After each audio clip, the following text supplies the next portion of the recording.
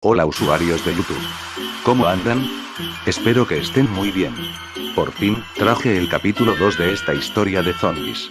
Antes de empezar, quería desearles unas felices fiestas y que la pasen muy bien junto a sus familias. Ahora, quiero darle las gracias a ustedes por apoyarme con sus me gusta y suscripciones, y no les voy a fallar. También quiero decirles, que me llegaron algunos mensajes, donde decían que haga los vídeos más cortos. Así que seguramente, esto dure menos de 40 minutos. Les informo, que haré un vídeo mostrando la historieta de Alerta Roja, Infección, que hice en el 2012. Algunos usuarios, me dijeron que haga los vídeos con algunos dibujos, usando Paint Tools ahí, pero no me sale dibujar muy bien. El único dibujo que logré hacer fue este. Seguramente para más adelante haga mis propios dibujos, pero bueno. En este capítulo se contará un poco sobre la vida del protagonista, Esteban. Mejoré en algunas cosas que me habían dicho, así que, espero que les guste. Como siempre, no te olvides de usar auriculares, apagar las luces y subir el volumen. Dejen sus comentarios y sus me gustas, que se los agradeceré mucho. Sin más que decir, comencemos. Maldición, no paro de temblar, y esa sirena de emergencia me tiene hasta los... ¿Pero qué carajos?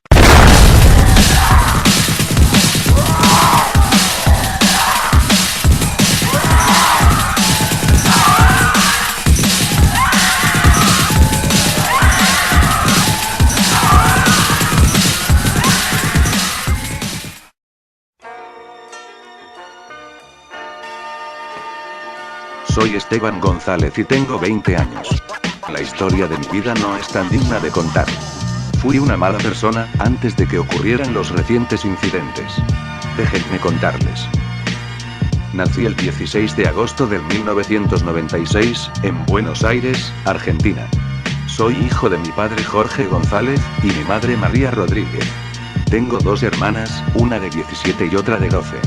En mi infancia, pude vivir la mejor época. Me crié en un barrio o vecindario, llamado San Telmo. Era un lugar muy bonito, y tranquilo. En aquel tiempo, se podía disfrutar de la seguridad y la hermandad. Yo siendo un niño, podía salir a la calle a jugar con mis amigos, de mi misma edad. Jugábamos al fútbol, a los muñecos y a los disparos. Los padres de mis amigos, y los míos, salían a las calles a conversar y comer algo. No existían ni violadores, asesinos ni secuestradores. Las cosas eran perfectas, no me debía preocupar por nada. Pasaron los años y fui creciendo. A la edad de 6 años, estudié en una escuela pública, donde la pasaban muy bien. Me sacaba buenas notas, y tenía dos mejores amigos, uno llamado Daniel y otro Ariel. Con ellos me divertía mucho, jugábamos a las cartas, hacíamos las tareas en nuestros hogares y siempre hablábamos de juegos.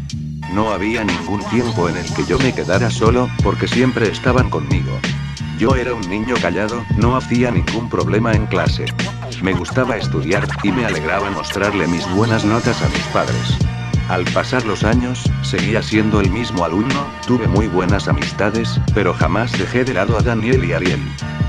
A la edad de 10 años, yo estaba en quinto año de primaria. Ese año fue algo diferente a los demás. En el salón, teníamos dos nuevos compañeros, uno llamado Lucio y Diego. Ellos parecían muy buenas personas. Con Daniel y Ariel nos acercamos a ellos para conocerlos, nos hicimos amigos, ellos eran geniales. Tenían los últimos videojuegos y muñecos del mercado. Sus familias tenían mucho dinero y eso los hacían sobresalir. Yo no era envidioso, pero al ver cómo ellos tenían sus cosas lujosas, me daba un sentimiento raro. Pasaban los meses, y ellos me invitaban junto con mis amigos. La pasábamos genial, jugando videojuegos. En ese tiempo ya no se usaban tanto los juguetes, y era algo que me entristecía un poco. Había llegado una época en la que Lucio y Diego, me iban alejando de mis dos mejores amigos. Yo ya no me juntaba tanto con Daniel, y no me hablaba mucho con Ariel. Las cosas ya no eran como antes, y no sabía qué hacer. Ellos salían sin mí, y hasta habían momentos en los que me ignoraban. Me entristecía mucho ver cómo mis amigos que conocía desde los 6, habían cambiado mucho. Esa fue la primera vez que me sentí solo y triste. Cuando volví a casa después del colegio, mi madre me preguntaba sobre mis mejores amigos, y no sabía qué responder. Ella era una mujer que se preocupaba mucho por la gente, y es algo que admiro. En los estudios, empezaba a bajar mis calificaciones, y a veces no quería ir al colegio. No era un estado de ánimo para un niño de 10 años, pero no me gustaba estar así. Pasó un tiempo, y yo ya me había olvidado de ellos, solo me concentraba en estudiar y hacer mis tareas. Había vuelto a ser el mismo de antes. Un día, estaba dibujando en mi cuaderno, cuando de repente, entra Diego, y me lo arruina, haciéndole garabatos. Yo me quedé impactado, él había arruinado mi dibujo de un robot. No sabía qué hacer en aquel momento, nunca me había pasado algo así. Siempre tuve un pensamiento muy estúpido, de que toda la gente era buena. Tenía muchas ganas de llorar, pero no quería hacerlo. Solo esperé a que volviera la profesora del baño, para contarle lo que había hecho. Cuando ella llegó, me levanté del asiento, y me fui a hablarle. Le conté lo sucedido, y ella me había dicho que no mienta. Me dijo que Diego era una buena persona, y que no haría eso. Al oír eso de mi propia profesora, me quedé con furia. Le insistí en que él había arruinado mi dibujo y que le llamara la atención. Ella se levantó de su asiento, y en voz alta dijo, que si Diego había arruinado el dibujo. Él se levantó y le contestó que no había hecho nada, y que yo era un mentiroso. Lucio, Daniel y Ariel, se habían levantado también, y dijeron lo mismo. Me decían mentiroso y defendían a Diego. Agarré mi cuaderno que estaba en el escritorio de mi profesora, y me fui corriendo al baño. Empecé a llorar, no pensaba que podrían hacerme algo así. Desde aquel día, empecé a cambiar en mi actitud. Ya no quería saber nada de ellos, y menos de mi profesora. Pasaron los meses, y yo seguía en completa soledad, era muy tímido, y no sabía cómo hablar con los demás. Quedarme solo en los recreos, era algo que no me gustaba, sentía que algo había hecho mal, pero no era así. Solo deseaba que terminara el año para no verlos por un tiempo. No quería contarle las cosas que me pasaban a mis padres, porque tenía miedo. Miedo de que ellos vayan a hablar con los padres de mis enemigos. En el mes de noviembre, un nuevo alumno llamado Matías, se convirtió en mi mejor amigo. Teníamos muchas cosas en común y nos gustaba jugar al fútbol, y dibujar. Volví a sentirme bien, él era una muy buena persona. A él también le caían mal mis enemigos, así que yo sabía que no estaría solo. Terminó el año, y nos seguíamos viendo, íbamos a nuestras casas a jugar y dibujar. Éramos un dúo inseparable, y se convirtió como un hermano para mí. A la edad de 11 años, yo ya estaba en sexto de primaria. Ese año, había una compañera nueva, llamada Rocío, ella era muy tierna, tenía ojos marrones y pelo castaño. Me gustaba mucho, era muy linda. Casi todos mis compañeros gustaban de ella. Era la primera chica de la que me había enamorado, y quería hablarle. Yo era un niño de pelo castaño muy oscuro, y ojos cafés. Creía tener oportunidad con ella de alguna manera. Una vez me decidí a hablarle, y confesarle que me gustaba. Me acerqué a ella y era muy simpática, hablamos mucho y me confesé. Le dije muchas cosas que no se me ocurrirían ahora. Rocío se lo había tomado muy bien, pero ella estaba saliendo con Diego, aquel que me había hecho la vida imposible el año pasado. Él era algo alto, de pelo marrón oscuro, y ojos celestes. Él era perfecto para ella. No dije nada más, y me fui del lugar donde estábamos hablando. Me sentía mal, y ya no quería saber más nada. Y así fue, como Diego y sus amigos me molestaron durante todo el maldito año. Matías siempre me defendía de las cosas que ellos me hacían. Mis notas, que eran de 8 a 10, bajaban de 6 a 7. Durante todo el año hubieron peleas, discusiones y críticas entre nosotros. A los 12 años de edad, yo ya estaba en séptimo de primaria. Matías y yo habíamos crecido mucho, y seguíamos siendo los mejores amigos. Éramos los más inteligentes del aula, y no hacíamos problemas. La relación con mis padres era mucho mejor. El grupo de amigos de Diego ya no molestaban, pero podía notar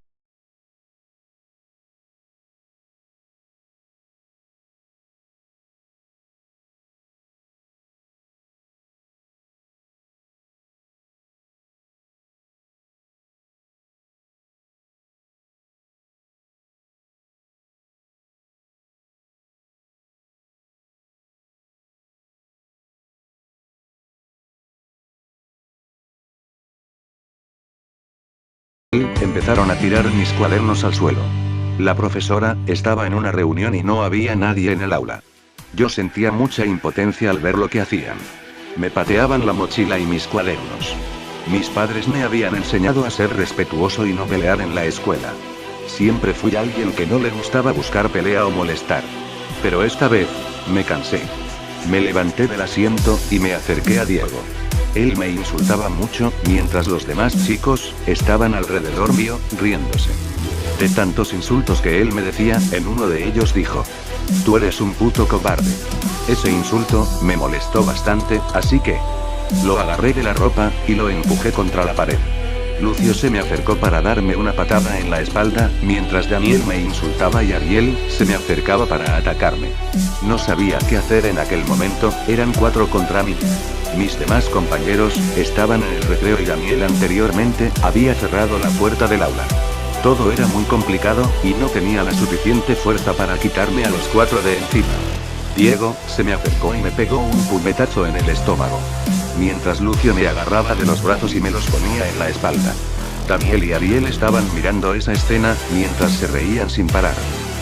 Empecé a recordar los buenos momentos que había pasado con ellos, y me di cuenta que eran una basura.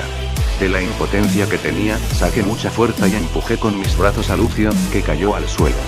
Me acerqué a Daniel, y le di un golpe muy fuerte en la cara. Mis nudillos se habían lastimado mucho y Daniel había caído al piso, inconsciente. Los chicos estaban asustados, mirando cómo aquel estaba tirado en el suelo. Ariel me miró y se salió del aula, asustado. Yo estaba muy furioso y con una fuerza que ni yo sabía que tenía. Miré atrás mío, donde estaba Lucio, fui corriendo hacia él, y le di una patada en sus partes íntimas. Diego me miró con temor en sus ojos. Lo miré y le dije: "Ojalá nunca hubieras llegado a este colegio". Sin decir algo, vino hacia mí, para golpearme. Me pudo dar una piña en el cachete izquierdo, pero no sentía dolor. Lo golpeé fuerte en la cara, y en el estómago. Él trataba de defenderse, pero yo no paraba. Seguía golpeándole, y no me podía calmar. Fueron muchos los años que me había hecho la vida imposible. Estaba a punto de golpearle por última vez, cuando entraron todos mis compañeros y directivos. Me encontraron encima de Diego, a punto de golpearlo, con sangre en mis nudillos y todo despeinado. Él estaba en el suelo, todo lastimado y sin decir alguna palabra. La directora, corriendo vino, me agarró de la ropa y me separó de Diego. Me empezó a gritar, mientras todos mis compañeros y mi profesora me miraban muy mal. Inmediatamente, aquella tarde, mis padres, preocupados, fueron a hablar con los directivos. Desde aquel día, todo cambió para mí.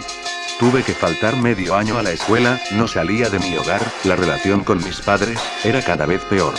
Me decían que había dejado a todos con moretones y con raspaduras graves. Yo me sentía como un monstruo, y desde ese día, no quise hacer más daño a nadie. Tenía que hacer mis tareas en casa, no quería salir de mi hogar, por lo avergonzado que estaba. De vez en cuando, Matías me venía a visitar, y nos reíamos de cómo habían quedado el grupo de Diego. Dibujábamos, y mirábamos televisión, y la pasábamos bien. Al cumplir los 13 años, entré a una secundaria, donde yo pensaba que todo sería diferente, pero no fue así. Las cosas me salían mal, era un estudiante con malas calificaciones, y no quería ser así, no quería decepcionar a mis padres. Algunas veces Matías venía a visitarme, pero durante los años, no nos volvimos a ver. Pasaron los años, y tuve un amigo llamado Ezequiel, él era pariente de Matías, y estudiaba en la misma secundaria que yo, y nos volvimos los mejores amigos. Íbamos a nuestras casas y dibujábamos, o jugábamos videojuegos. Después de unos meses, me gustó una chica llamada Jessica, era la chica perfecta, y ella también gustaba de mí. Salimos, y éramos muy felices, la pasábamos bien, y nos gustaba salir mucho. En ese año, las cosas me salían muy bien, mis calificaciones subían, tenía un celular moderno, y la relación con mis padres era cada vez mejor. Pasaron los años, mucha gente importante se fue de mi vida, y otra cambió para mal. Mis profesores me empezaban a notar algo extraño, y mis padres también. Me empecé a sentir solo, al igual que cuando era más chico. Como siempre, empecé a hacer las cosas mal en el colegio y en mi vida social. Ya no iba tanto al colegio y me quedaba en casa sin hacer nada. Mis padres, preocupados, siempre me mandaban a que haga las cosas bien. Yo no les obedecía y me ponía muy rebelde. En mi interior deseaba mejorar, pero nunca llegaba el momento de cambiar. Los problemas en mi familia comenzaban a hacerse cada vez peor. Odiaba salir, ya no me gustaba ir a ver a mis amigos, ni tampoco a Jessica. Ella se empezó a alejar de mí, y se había ido con alguien más. Desde ahí las cosas me daban igual, hasta que un día nos dieron la noticia de que mi madre había enfermado de cáncer. Yo no lo podía creer, mi madre, que parecía tan sana, había enfermado. Ella sufría mucho, mientras yo no hacía nada por ayudarla, ni a mi familia. Mi padre empezaba a trabajar en doble turno, y mis hermanas ahorraban dinero para poder pagar los tratamientos para mi madre. Los meses pasaban, y yo no sabía qué hacer. Empecé a pensar en cada cosa que había hecho, y fui una completa basura. Yo había empeorado las cosas en mi familia, y había hecho que mi madre se enferme. No podía pensar en otra cosa que suicidarme, pero no. Debía hacer algo que cambie las cosas que estaban pasando. En aquel tiempo, aprendí a mejorar, y en obedecer a cada cosa que me mandaran. Quería recuperar a mi familia, que estaba destruida. Yo me había metido en varios trabajos, y ganaba muy poco dinero. Yo estaba tan desesperado. Nuestra casa, la habíamos vendido, y habíamos conseguido un departamento algo pequeño, en un edificio. La familia Gómez, que eran vecinos nuestros, siempre nos ayudaron en las cosas que necesitábamos. Eran muy buenas personas, al igual que otros vecinos que también nos recibieron muy bien. Yo estaba en el último año de secundaria, y me iba muy bien. Al salir de estudiar, debía irme rápido al primer trabajo, y luego por el segundo. Todo el dinero que ganaba, lo guardaba para los medicamentos de mi madre. Mi padre y mis hermanas hacían lo mismo. En todo ese año, no supe nada de Jessica. No sabía qué era de su vida, ni con quién estaba. Pensé que la había perdido, cuando un día, yo salía de mi trabajo y ella estaba ahí. Hablamos bien, no tuvimos ninguna pelea, y volvimos. Ella había cambiado para bien, en todo ese tiempo que no la había visto. Salíamos pocas veces, ya que debía trabajar mucho. La desesperación me consumía, porque apenas podíamos comprarle 3 remedios a mi madre, y necesitaba 6. Mi familia ya no tenía mucho dinero, y no sabíamos qué hacer. Una tarde, se me había ocurrido algo muy tonto. Yo tenía unos primos lejanos, en Estados Unidos. Ellos eran dueños de una fábrica y ganaban bien. Era algo que requería de mucho esfuerzo, pero no dudé en hacerlo. Trabajé durante meses, y gané el dinero suficiente para comprar un pasaje. Después de unos días, alisté mis valijas, y me empecé a despedir de mis amigos, y en especial, de Ezequiel. Él estaba muy angustiado, y no quería que me fuera. Le expliqué la situación que estaba viviendo y lo pudo entender. Después de muchas despedidas de gente conocida, me tuve que despedir de Jessica. Esa despedida fue una de las que más me costó. Ella se había convertido en alguien especial para mí, y no quería perderla. Me decía que me extrañaría mucho y que me mandaría mensajes cuando yo esté allá. Me prometió que nunca iba a amar a otro, y que nunca más nos íbamos a separar. Me quedé contento al escuchar eso de ella. Pero ella estaba un poco enojada, y muy triste. Le expliqué todo lo que pasaba, y ella entendió. Al día siguiente, debía irme. Mi familia me llevó en un taxi hasta el aeropuerto. Me costó mucho despedirme de mi familia, lloraba y lloraba sin parar. Le dije a mi madre que volvería y que ella iba a sanar. Todos llorábamos, y llegó el momento. El avión había llegado, y debía irme. Al llegar a Estados Unidos, me quedé en casa de mis primos. Yo debía trabajar mucho, ellos eran muy estrictos.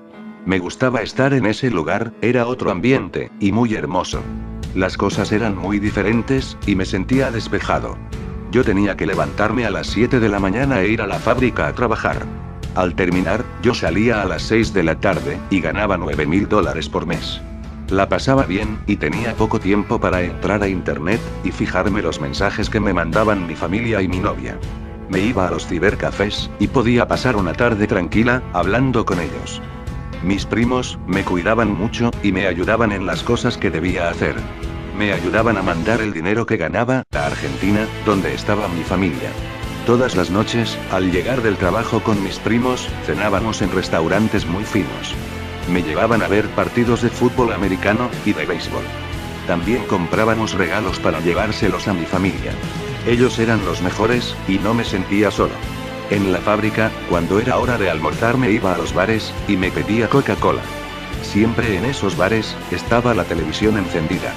Una vez pude ver que en Argentina comenzaban las elecciones para el nuevo presidente.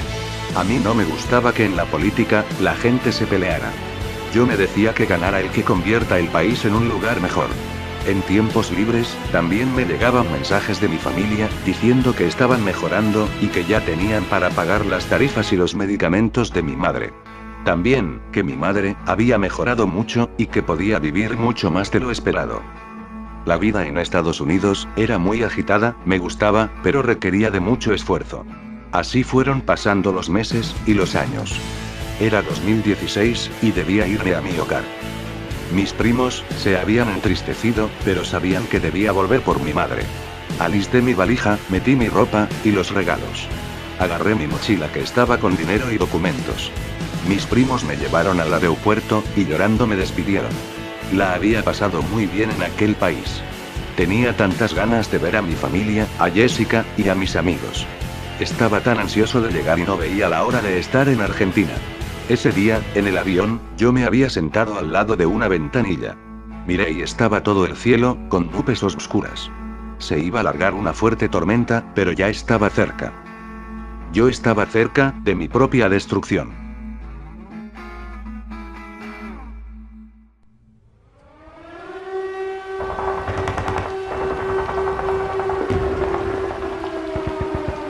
Esta situación va de mal a peor. Me dije mientras iba caminando con cuidado, entre las calles. El cuchillo lo sostenía y mi mano temblaba. Yo estaba completamente solo, y los ruidos de disparos y gritos eran aterradores. La sirena de emergencia me aturdía bastante. Me costaba manejarme entre la oscuridad de las calles. Tenía pensado sacar mi linterna, pero esos supuestos zombies vendrían a matarme. Mientras caminaba, pude escuchar un gemido detrás mío. Tiré el cuchillo y empecé a correr, no sentía mi cuerpo y yo temblaba mucho. Pasaron unos 30 minutos, y había llegado a un lugar, donde estaban militares, tanques y barricadas, rodeando una zona. Uno de esos soldados vino hacia mí, y me dijo: Usted debe ir rápido con las demás personas. No sabemos de dónde salió esta gente que está causando caos. Esta zona de evacuación está segura, no entró ninguna amenaza. Los tanques y helicópteros están eliminando a cualquiera que esté viniendo a esta zona. Los autobuses están siendo respaldados por las fuerzas militares. No iremos a Chile ni tampoco a Uruguay. Inglaterra nos bombardeará en pocas horas, y no podremos evacuar a todos a otro país. Se está llevando a la gente a refugios por un tiempo. Estamos en estado de alerta roja y en guerra. Debes irte rápido, no queda tiempo. Los autobuses están organizados, te darán barbijo y alimento. Te pondrán en un grupo. Cada grupo tiene un número y un líder. Debes cumplir con las órdenes que se te den. Luego se te harán unos chequeos en el refugio. Vaya rápido, no hay tiempo. Luego de hablar, me empujó hacia la avenida, donde se estaban evacuando y se fue. Avancé a donde estaba toda la gente, y habían unos 50 autobuses. La gente iba formada en fila, y subía a los vehículos, donde ahí les entregaban los barbijos y una caja pequeña. Habían personas del AFMAT, vestidas con trajes especiales. Muchos militares empezaban a golpear a la gente que no cumplía con lo pedido. Habían algunos incidentes entre ellos, y me molestaba que siempre haya alguien para arruinar las cosas. Al estar en ese lugar, yo me sentía demasiado tranquilo y seguro.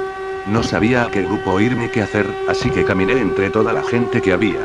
Habían unos guachiturros, canisoflaites que empezaban a robar cosas de las personas, y a subirse en los autobuses que ya habían arrancado.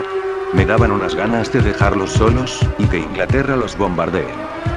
Después de caminar entre tanta gente, había un pequeño grupo de 6 personas. Me acerqué, y entre ellas había alguien que se me hacía familiar. Era Ezequiel, mi mejor amigo. Él estaba de espaldas, al igual que las demás personas, y había un hombre hablándoles.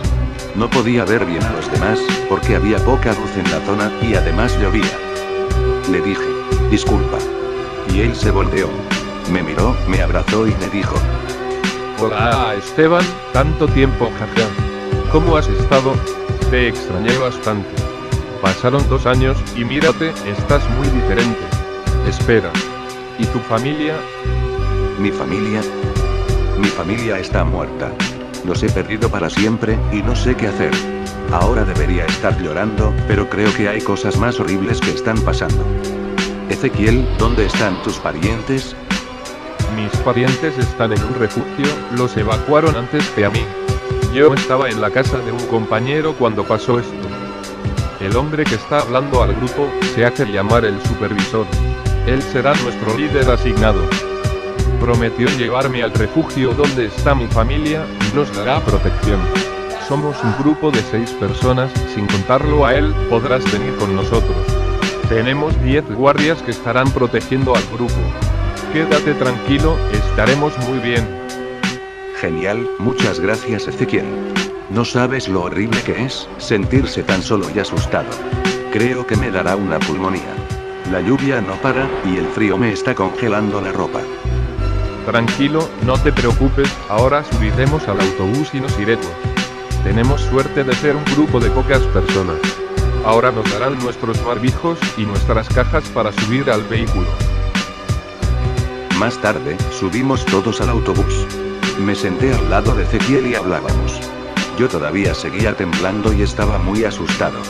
Podía mirar por la ventana a mucha gente golpeando el autobús, porque éramos pocas personas, y podía caber más gente.